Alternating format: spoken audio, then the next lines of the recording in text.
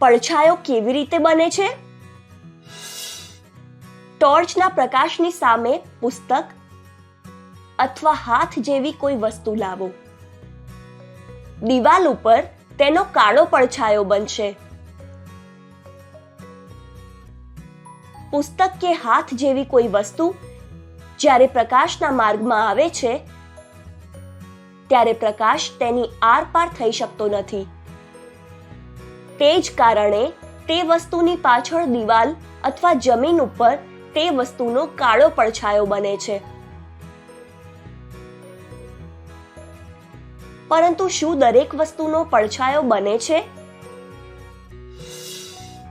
Plastic અથવા કાચનો એક ટુકડો લો જેની આરપાર પ્રકાશ જઈ શકે છે. હવે તે ટુકડાને ટોર્ચના પ્રકાશમાં પકડો. શું તેનો પડછાયો બને છે? આ કાચ અથવા પ્લાસ્ટિકના ટુકડામાંથી લગભગ બધો પ્રકાશ આરપાર થઈ જાય છે અને થોડોક પ્રકાશ રોકાય છે.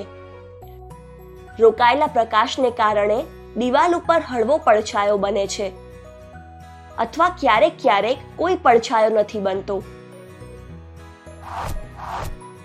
જે વસ્તુઓ પ્રકાશને પોતાની અંદર થઈને જવા દે છે અથવા જે વસ્તુઓની આરપાર આપણે જોઈ શકીએ છીએ તે પારદર્શક વસ્તુઓ કહેવામાં આવે છે.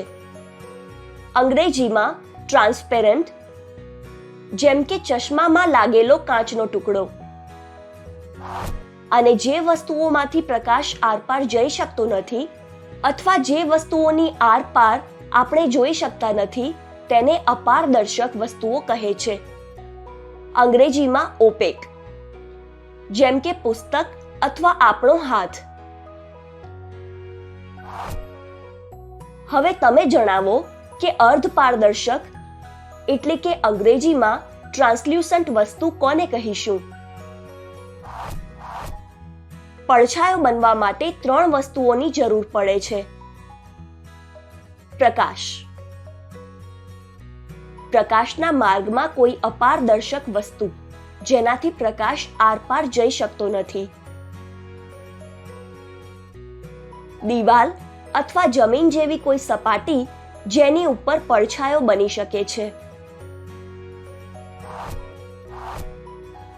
પારદર્શક વસ્તુઓનો પડછાયો તો બની શકતો નથી અથવા હળવો પડછાયો દેખાય છે, જેમ કે કાચનો ટુકડો.